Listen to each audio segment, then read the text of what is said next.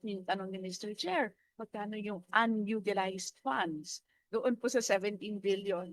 Mr. Chair, tanongin ulit natin. Yes po. Ang total percentage of utilization po namin ay 96.7% Utilized, utilized po. ngayon, obligated, By dispersed, 2024 po na Ay. data, 96.7% po Dispersed. ang dispersed. Ibang Oo. obligated ibang disbursed. ang disbursed po ay 87.5%. Ang disbursed. Sige, submit na lang to the committee para we have that on record. Laki So, ibig sabihin, lahat ng scholarship funds nagamit? Disbursed. But can we get the point of view ng TEBS appeal, Dr. Antonio Galvez?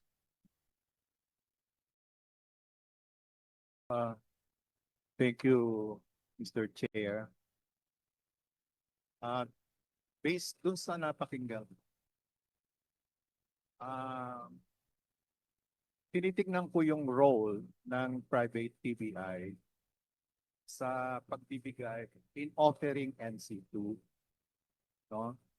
Nagtataka ang private na nag-o-offer ng NC2, NC1, NC4, at NC5. Bakit napunta ang NC2 sa DepEd? Samantalang based on trifocalization law ng education, may kanya-kanyang mandato ang DepEd. Ang DepEd ay sa elementary hanggang high school, ang TESDA sa TECPO, at ang CHED sa higher education. So, parang nagkaroon yata ng overlapping or overlap ang pagbibigay ng private institutions ng NC2 at pagbibigay ng K-12 ng NC2. Kasi kami, ang meaning namin, ang level, ang equivalency ng NC2 sa amin bilang private TBI ay basic. Ang basic, tinuturo yung talagang basic. If we will follow Philippine Qualifications Framework, nandoon yung technical education and skills development na makikita natin merong NC1, NC2, NC3, NC4, NC5. Ngayon, ang mga kurso na ino-offer ng mga private institution ay level 2, 3, 4. Ang ibig sabihin ng level 2 ay basic. Ang entry requirements dito ay 4th year high school. Ang level 3 ay tinatawag namin advanced. Ito yung textbook, no? Which is ang prerequisite, yung nakatapos ng basic. Bakit basic and advanced? Kasi sasabihin natin na if you will not give this basic course, hindi nila mabibigyan ng justice yung kanilang magiging profesyon. Okay. Then, ang pwesto or tawag namin sa level 2 or sa basic ay junior lamang. No? At ang ranggo niya ay baguhan lang, which is called novice. Baguhan lang. Apprentice, pwedeng mamasukan pero hindi siya pwedeng maging regular or hindi natin pwedeng sweldohan ng minimum. No? Depende na lang sa employer kung ito ay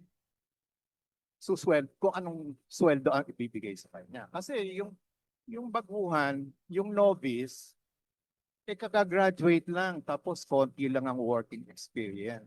Sa textbook, tandaan natin, ang importante dito ay working experience.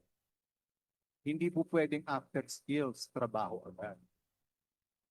Kung sasabihin natin, kukunin natin ito para magtrabaho, tuturuan pa ng employer yan. Tapos susweldohan natin ng hindi po pwede. Discretion na yan ng employer. So kaya nagkakaroon ng problema na ang NC2, bakit hindi nakukuha or kinukuha or job ready, hindi siya job ready. At sinasabi ng Philippine Chamber of Commerce and Industry, nahilaw pa.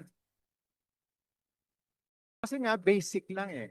Katulad ng sa DepEd, sinasabi nyo ang inyong specialty ay basic. Basic lang. Wala. Hindi talaga makakapagtrabaho. Even sa TESDA, nag-NC2 ka, hindi ka pwede magtrabaho agad. You need working experience. Eh sa TESDA, konti lang ang maliit lang ang number of hours na working experience. Parang walang iniwan yan sa walang iniwan yan sa doktor eh. Para bang ang immersion niya mga 2 weeks lang or 100 hours na. Samantalang sa medicine, 10 years. Bago ka maging expert, tawagin expert. Oh. Ngayon, yung tinatawag nating advanced, doon siya tatawagin, senior or competent na siya. So kung halimbawa gusto ng estudyante, okay, nakatapos siya ng basic NC2. Kung gusto niyang tumaas ang sweldo niya, rango niya, mag-advance siya. So dadaan sa advanced course. So pagka nakita ng employer na meron siyang basic, meron siyang advanced, meron siyang working experience, siguradong tanggap siya sa trabaho. Not be aiming for an NC3, NC4. Yun ang pinangako sa tao eh. Actually, that is our objective. Mr. Yes, Chair. kasi before that, Teacher Stella? So, Chair, just to summarize, so ang TESDA kasi, sa TESDA nang gagaling po ang standards for textbook. So, naturally, dapat po, ang TechPro track sa ating public schools ay dapat lahat po ay TESDA registered. We should require that. Tama po, Director Magsalin? Yeah, yes po, Your Honor, no? That is, well, in terms of quality assurance, quality control, Yes. that should be the goal, no? Unfortunately, we do not have the mechanism yet right now Oh. to do that. So, ibig sabihin sa incoming school year, hindi pa natin yun maa-achieve.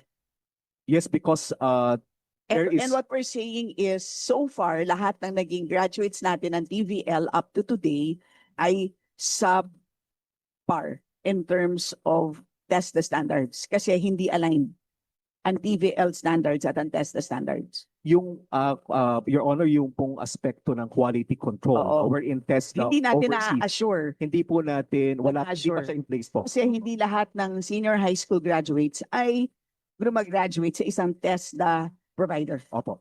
So if by chance sa isang TESDA provider ka nakapag-aral bilang isang senior high school student, swerte mo. Pero but most of them ay hindi. Kaya hindi.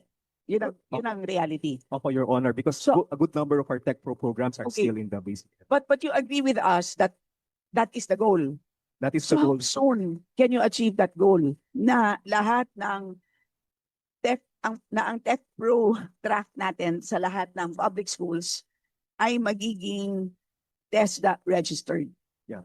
Your Honor, thank you for the insights on that. In fact, and to tell you honestly, no, in the last couple of weeks, no, that's precisely what we have been talking about. No?